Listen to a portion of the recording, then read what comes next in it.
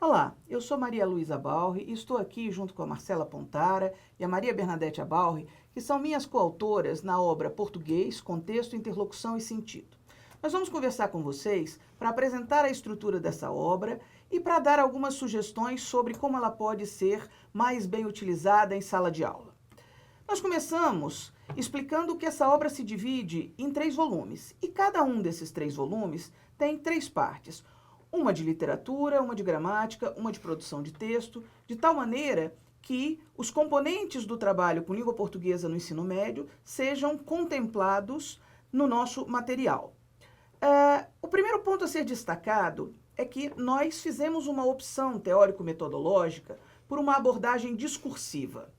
Esta é a nossa opção para o trabalho com literatura, com gramática e também com produção de texto. O que significa isso?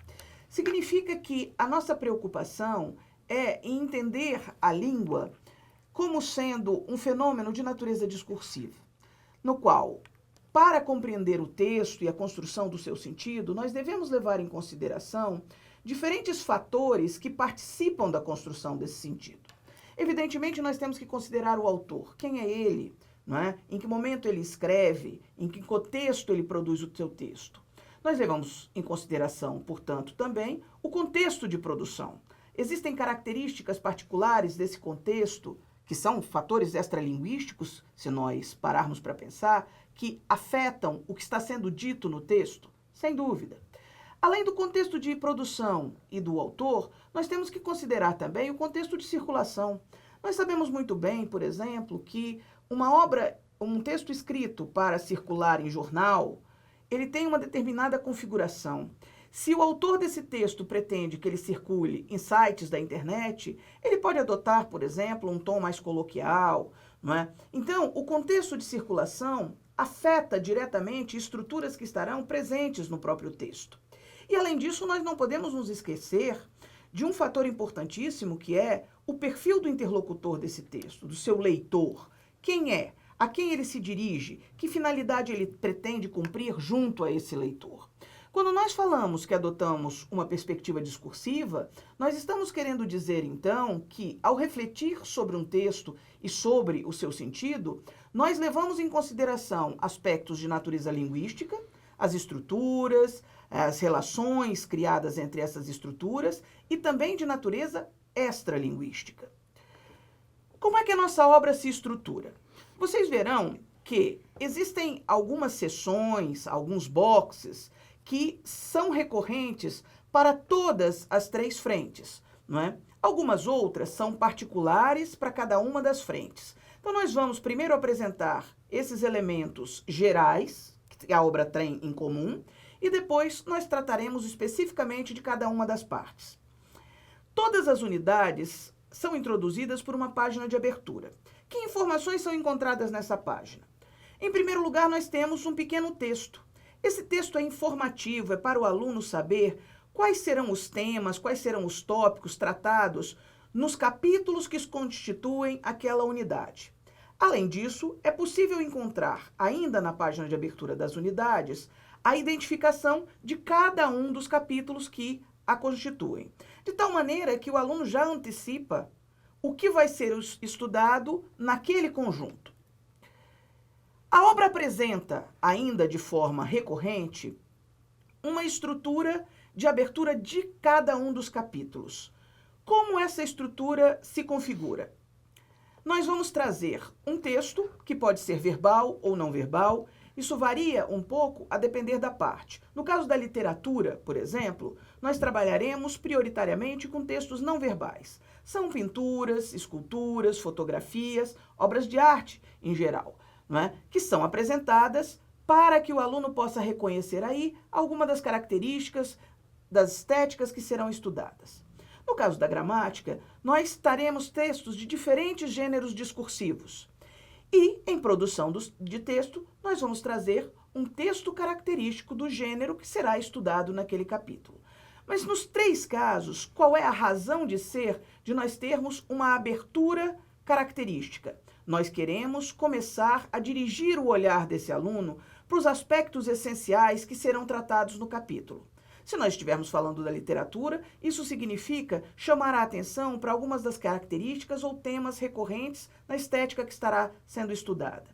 No caso da gramática, significa trazer textos que tenham como eixo da construção de sentido as estruturas linguísticas que serão estudadas no capítulo. E no caso da produção de texto, será um texto característico do gênero discursivo que ele vai conhecer melhor naquele capítulo, para que ele já possa começar a observar alguns aspectos referentes à estrutura desse gênero. Ao longo dos capítulos, nós também temos boxes recorrentes que aparecem na literatura e principalmente na produção de texto.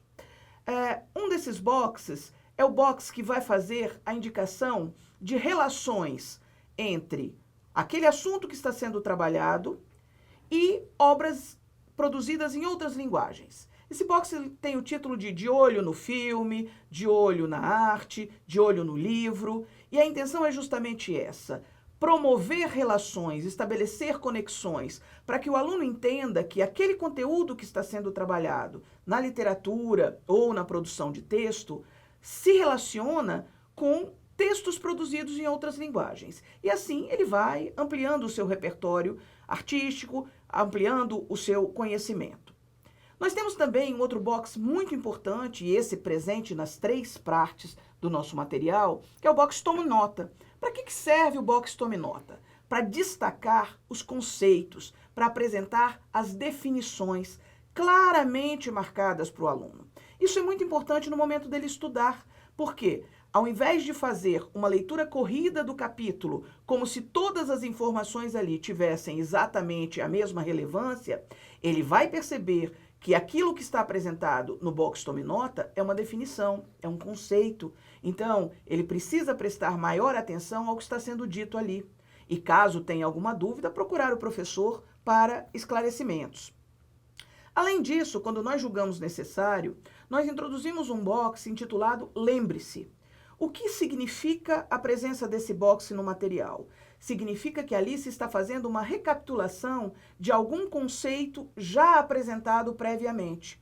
Por que nós fazemos isso? Porque nós sabemos que, muitas vezes, considerando a extensão do conteúdo trabalhado no ensino médio ao longo dos 3 anos, o aluno não consegue recordar imediatamente um conceito a que o texto da teoria ou a que o enunciado de uma atividade faz referência. Então, quando nós achamos que corre o risco disso acontecer, nós retomamos esse conceito através do box Lembre-se. Outra seção importantíssima que será recorrente nas 3 partes da obra: a seção Enem e Vestibulares. O nome já é autoexplicativo. Nesse caso, nossa intenção é trazer um material que permita focalizar a preparação para o Exame Nacional do Ensino Médio, o Enem, e também para diversos vestibulares importantes realizados no Brasil. Nessa sessão, o aluno vai encontrar questões ou propostas de produção de texto que apareceram em provas do Enem ou em provas de diferentes vestibulares. É importante que ele tome conhecimento desse material, por quê? Porque quando ele está estudando a teoria, ele está em contato com uma quantidade grande de informações, mas é evidente que os exames de ensino médio, exames de admissão nas universidades, de seleção, fazem um recorte desse conteúdo. Nem todas aquelas informações costumam aparecer ou ser objeto de perguntas no Enem e nos vestibulares. Nem todos os gêneros do discurso costumam ser cobrados no Enem ou no vestibular. Então, quando nós trazemos as questões que são extraídas dessas provas, o que nós estamos mostrando para o aluno é o enfoque que o Enem e os vestibulares costumam adotar com relação àquele conteúdo que ele está estudando ou com relação àquele gênero do discurso que ele acabou de conhecer. Muito importante, essa sessão pode auxiliar muito o professor na preparação para essas provas de seleção. Com relação especificamente à parte de literatura, nós podemos destacar também algumas seções e boxes que têm função importante e que nós julgamos podem motivar o aluno para o trabalho em sala de aula. Em primeiro lugar, quando nós estamos fazendo a abertura das unidades sobre as diferentes estéticas, nós pensamos que seria legal o aluno contar com o quê? Com um diálogo que mostrasse para ele que aqueles temas que serão trabalhados na estética ainda a ser estudada continuam presentes na produção literária de autores contemporâneos, de autores que utilizam uma linguagem literária mais próxima desse aluno. Então nós criamos uma seção intitulada Diálogos Literários, Presente e Passado, justamente para que o aluno possa tomar contato com textos da produção moderna e contemporânea, de autores brasileiros, portugueses e africanos, que retomam ou releem temas que serão importantes na estética que ele vai estudar naquele capítulo que ele começa a ver. Essa é uma sessão que pode promover um interessante diálogo em sala de aula e ela se encerra sempre com uma proposta de atividade que tem a possibilidade dos alunos trabalharem gêneros da oralidade e de refletirem sobre a relação entre os temas vistos nos textos desses autores modernos e contemporâneos e a releitura desses temas em diferentes linguagens artísticas. Então, é um momento que pode ser mais descontraído na sala de aula e que pode despertar o aluno para conhecer como temas que hoje são coisas sobre as quais ele pensa, foram tratados, às vezes, 1, 2, 3 séculos atrás. Na abertura da sessão de literatura, dos capítulos de literatura, o que nós vamos ver? Nós vamos ver a reprodução de uma obra de arte, que tem por objetivo destacar algum aspecto conceitual ou característico da estética a ser estudada, e uma sessão que se intitula Leitura da Imagem, com um conjunto pequeno de questões pensados para quê? Para direcionar o aluno para esses aspectos da obra reproduzida que vão começar a evocar elementos conceituais ou artísticos que são muito importantes para a estética que ele vai conhecer. Como nós estamos falando de um capítulo de literatura, nosso primeiro passo é trazer elementos visuais, mas imediatamente nós precisamos propor um diálogo com um texto literário produzido na época da estética a ser estudada.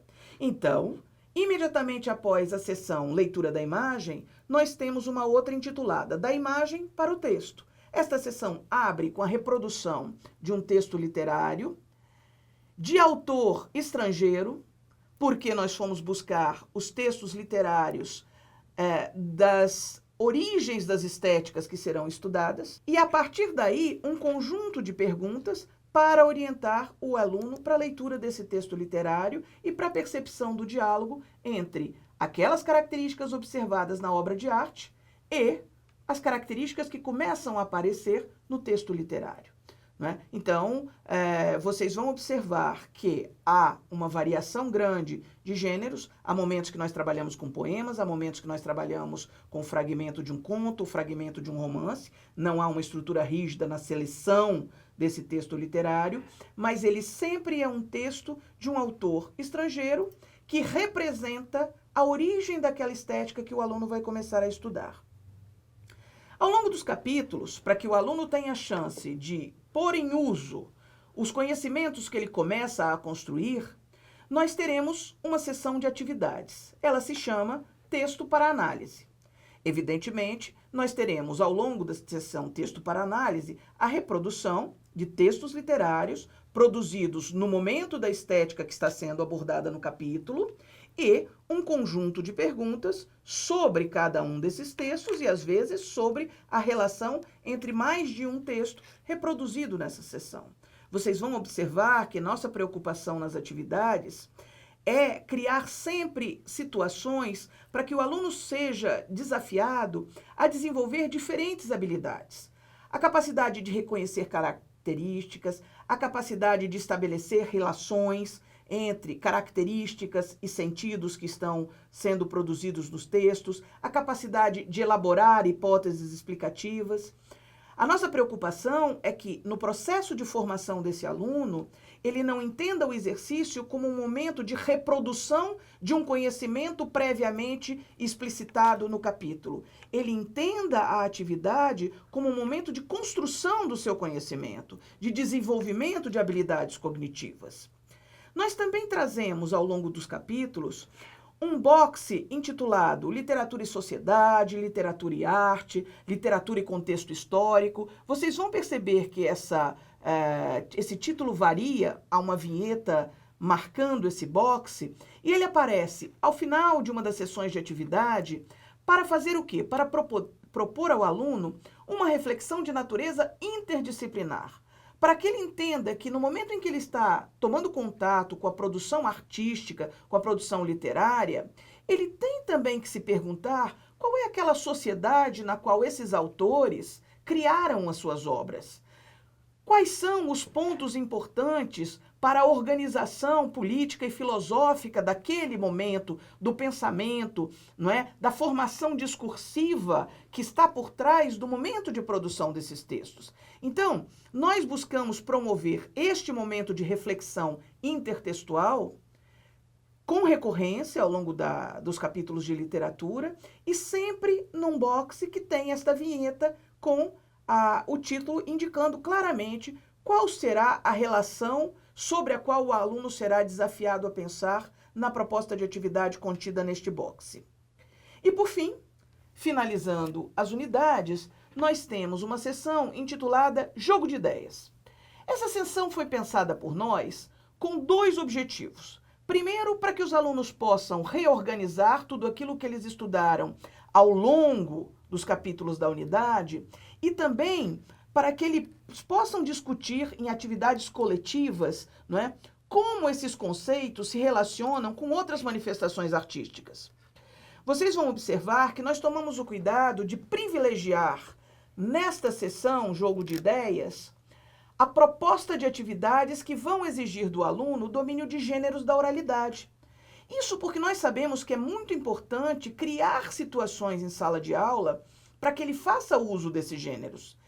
E para que o professor também tenha a importante função, no momento de apresentação do resultado dessas atividades, de orientar os alunos sobre a característica da produção oral desse gênero que foi solicitado. Não é? Aqui nós vamos pedir que ele estabeleça relações com novelas, com filmes, com situações contemporâneas, mas sempre finalizando com uma apresentação oral para a turma. Não é? Nós esperamos que, com esse conjunto de estruturas recorrentes, de sessões recorrentes, o aluno se sinta mais seguro diante do material, saiba onde ele encontra determinadas informações e o professor também perceba qual é a riqueza de sugestões que estão sendo apresentadas para que ele explore não só a construção do conhecimento sobre a literatura de língua portuguesa, seja ela nas suas manifestações no Brasil, em Portugal, mas também que explore todas as relações possíveis entre essa produção literária e outras linguagens artísticas. Por fim, merece destaque uma sessão importante que vai aparecer ao final da parte de literatura do volume do terceiro ano, que foi criada para trabalhar das literaturas africanas em língua portuguesa. Nós dividimos aí dois momentos ou duas sessões particulares, uma para tratar da poesia africana de língua portuguesa e outra para tratar da narrativa africana de língua portuguesa. Como é que essas duas partes estão estruturadas? No caso da poesia, nós tivemos a preocupação de mostrar qual foi a trajetória que a produção poética, de maneira geral, nos países africanos lusófonos percorreu, não é? De uma poesia que era, num primeiro momento, a imitação da poesia produzida na colônia, até uma conquista de uma voz mais autóctone, né? E também o cuidado de organizar em sessões dedicadas a poetas de cada um dos países africanos em que o português é considerado como língua oficial. No caso da narrativa africana de língua portuguesa, a estrutura é um pouquinho diferente, né? Nós vamos começar promovendo uma reflexão do caminho percorrido entre a literatura oral, que é fortíssima nesses países, para a produção literária escrita, e depois nós vamos abordar especificamente a produção de dois países africanos de língua portuguesa que tem autores cuja obra circula com maior intensidade aqui no Brasil. Nós achamos importante fazer essa seleção e considerar prioritariamente os autores angolanos e, no caso de Moçambique, que é o segundo país abordado, a obra do Mia Couto. Por quê? Porque fica um pouco sem sentido nós trazermos para o aluno um conjunto de informações sobre autores cuja obra não é publicada no Brasil, não circula no Brasil, a qual ele não tem acesso. Se nós queremos que ele tome contato com a riqueza cultural da literatura africana em língua portuguesa, nós precisamos que ele possa conhecer essa obra, que ele possa ler esses autores. Então, por essa razão, nós optamos, no caso das narrativas, por trabalhar essencialmente com os dois países, Angola e Moçambique. Agora, a Marcela vai conversar com vocês um pouco sobre as estruturas recorrentes na parte de gramática.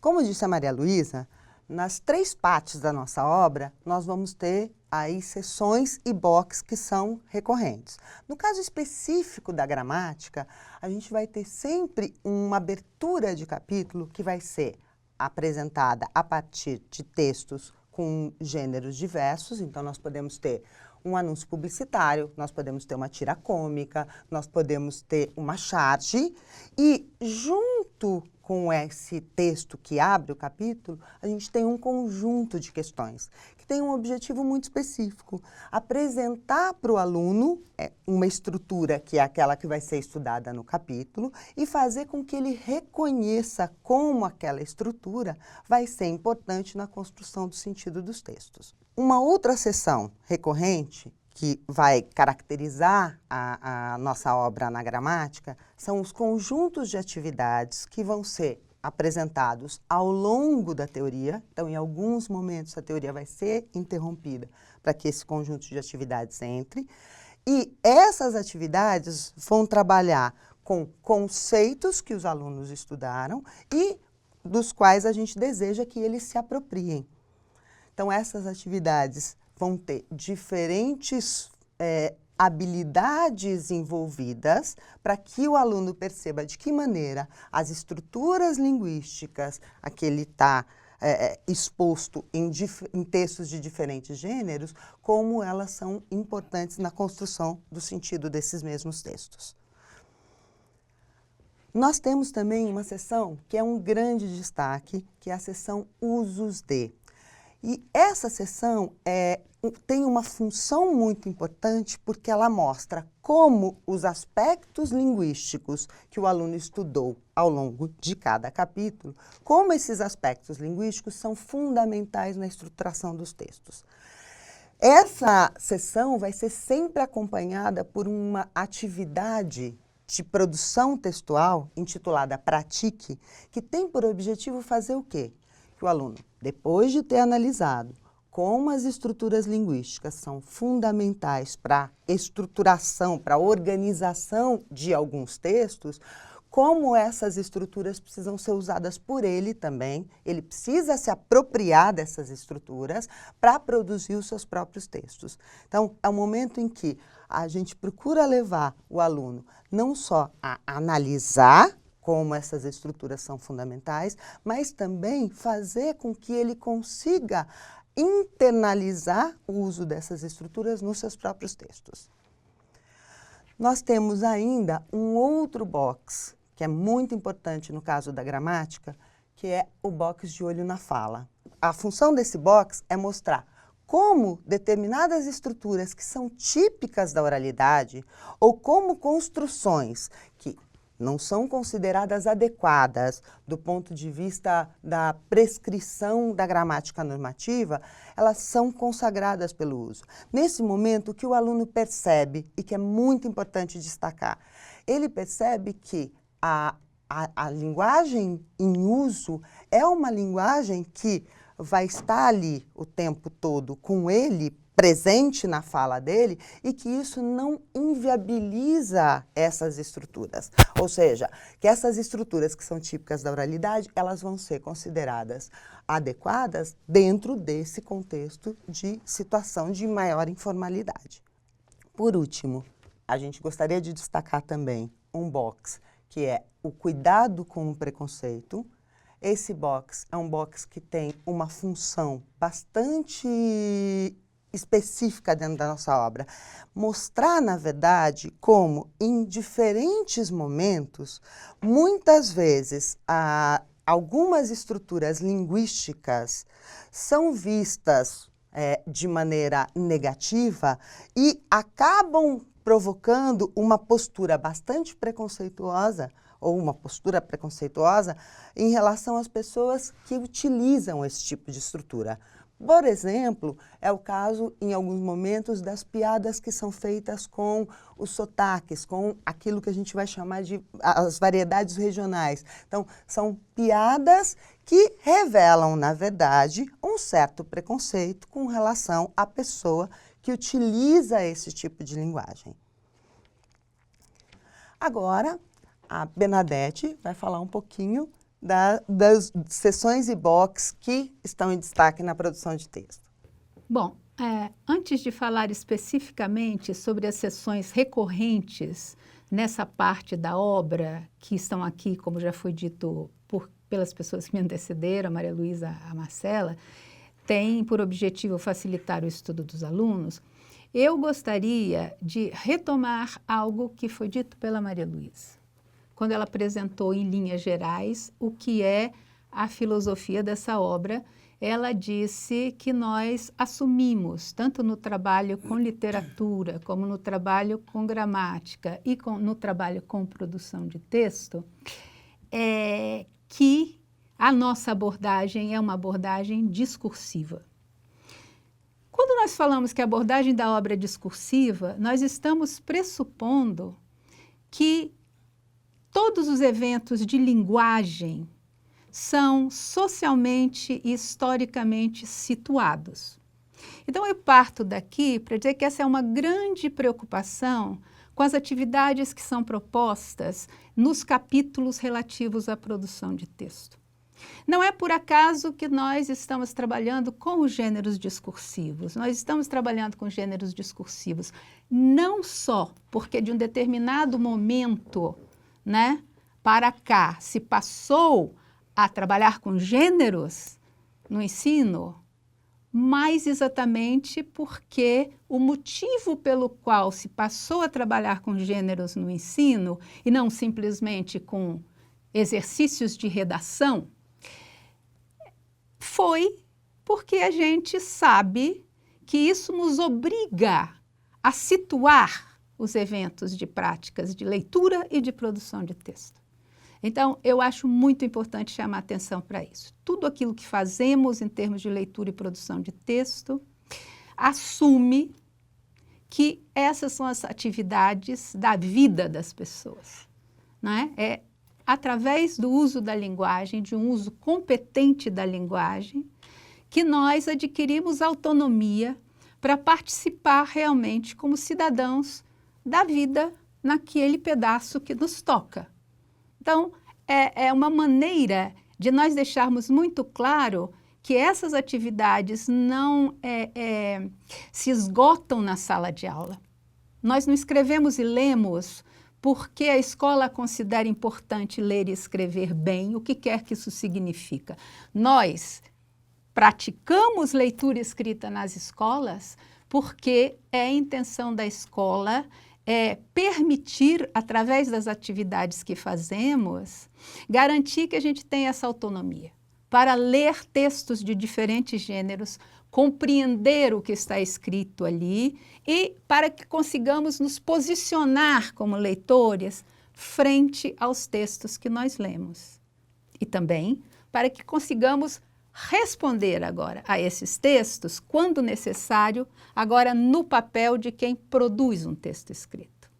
Isso é o que eu tinha a dizer de maneira geral sobre o que são os capítulos de produção de texto. Selecionamos, evidentemente, alguns gêneros que supomos devem ser trabalhados na sala de aula. Como vocês já devem saber, a lista de gêneros, por definição, é infinita. Gêneros nascem, gêneros morrem, gêneros se transformam, não é? Alguns deles nos acompanham ao longo de séculos. Outros vão perdendo a força. Por exemplo, quem é que hoje escreve de fato cartas e coloca uma carta no correio? Muito pouca gente. No entanto, é importante que a gente conheça o gênero, né? Então, assim, selecionamos aqueles gêneros que, supomos, precisam ser ou mostrados ou mesmo ensinados aos alunos, porque eles serão chamados a ler esses gêneros e a produzir esses gêneros. Por outro lado, alguns outros gêneros que constam da obra, como o gênero carta, ele tem que entender o que são as cartas, porque amanhã ou depois, talvez ele deva ler cartas, né, que já foram escritas, que aparecem no contexto de uma obra literária e assim por diante. Então, ele tem que se familiarizar com a estrutura desse gênero. Outros gêneros, por exemplo, são, embora não muito utilizados pelas pessoas comuns, digamos assim, de gêneros expositivos, como um artigo de opinião, como uma argumentação escrita a respeito de algo, eles são importantíssimos porque a pessoa é convocada muitas vezes a ler esses textos. Se ela não vai produzir, ela precisa ler e se posicionar frente a uma argumentação feita sobre um tópico importante para a vida das pessoas, seja um artigo de opinião e assim por diante. Mas eu queria deixar muito claro que seria uma tarefa impossível apresentar em uma obra todos os textos que já foram identificados como gêneros específicos. Isso não faz o menor sentido. Então, nós selecionamos e esperamos que essa seleção corresponda, de fato, àquilo que são as necessidades, né, de apresentação de gêneros em uma sala de aula. Isso não esgota, evidentemente, aqueles que existem. Dito isso, eu vou passar, então, a chamar a atenção para algumas sessões que são recorrentes. Observem que na abertura das unidades vai haver sempre uma sessão especial que é dedicada a tratar de questões que merecem destaque e que dizem respeito a procedimentos de leitura e de articulação textual em geral. Então, é possível identificar o que são procedimentos de leitura importantes e aspectos que dizem respeito à maneira como os textos devem ser articulados. Essa é a seção Procedimentos e Recursos Textuais. Existe também, né, uma seção importante, todas elas são importantes, mas essas são particularmente importantes, que é a seção Leitura. Por quê? Porque ela vai estar presente na abertura de cada um dos capítulos. Então, a abertura de cada capítulo vai trazer um texto escolhido a dedo por nós, dentre todas as possibilidades que estiveram à nossa disposição. Isso, gente, acreditem, não é uma coisa simples de fazer. E eu garanto que nós trabalhamos, né, intensamente, com muito gosto, aliás, na escolha daqueles textos que vão exemplificar o gênero trabalhado em cada capítulo. Por que existe essa sessão de leitura de um exemplar do gênero, digamos assim? Porque os alunos precisam começar a se familiarizar com a estrutura desse gênero. Então, primeiro ele vai sentir essa estrutura. Ao longo do capítulo, ele vai ter a oportunidade, então, de refletir sistematicamente sobre aspectos dessa estrutura. Na sequência, né, após a leitura desse texto que abre o capítulo, nós vamos então para a sessão de análise. Nessa sessão de análise, ele terá que responder a questões, né, que estão ali para quê?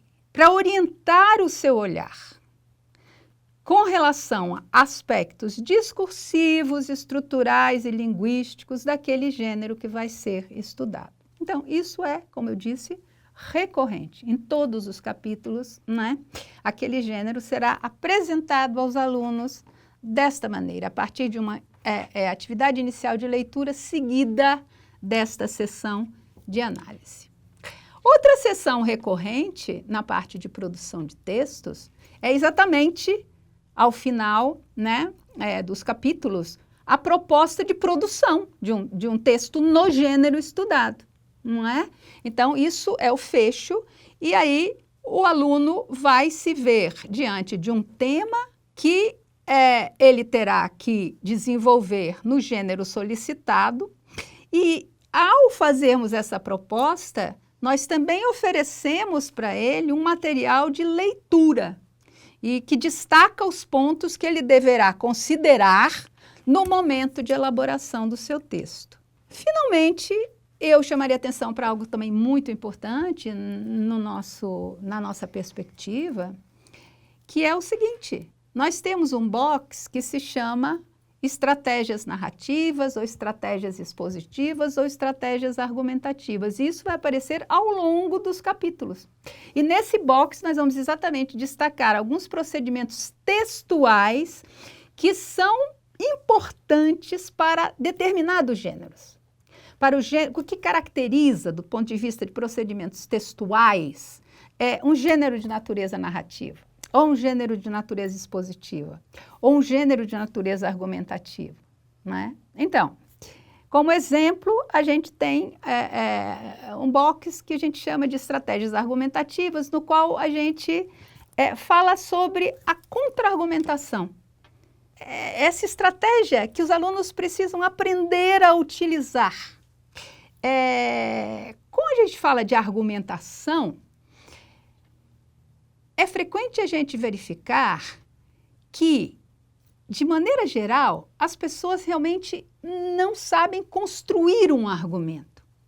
As pessoas reproduzem argumentos, mas elas não são autoras dos próprios argumentos. O que é ser autor do próprio argumento? Para você ser autor de um argumento que você constrói, não é? Para tentar persuadir alguém de alguma coisa, você precisa conhecer bem o que é uma argumentação, os componentes de uma argumentação, como é que você monta isso para fazer frente a esse desafio de argumentar. Então, argumentar é muito mais do que reproduzir algo que você ouviu alguém apresentando como argumento para. Você tem que construir o seu. E ao construir o seu, você tem que levar em conta a estrutura do argumento e a maneira como você vai adequar o seu argumento ao interlocutor que você tem, já imaginando a postura do seu interlocutor com relação àquela questão polêmica, é que você vai construir o seu argumento, não é? E seu interlocutor também argumenta. Na medida em que ele argumenta, se ele for um bom argumentador, a sua chance de fazer frente ao argumento dele é saber construir uma boa contra-argumentação. E aí, tanto você quanto o seu interlocutor sabem construir uma boa argumentação. E é nisso que a gente aposta, na possibilidade de fazer um trabalho, não é? Eu estou dando exemplo, viu, gente? Com esse tipo de gênero, né?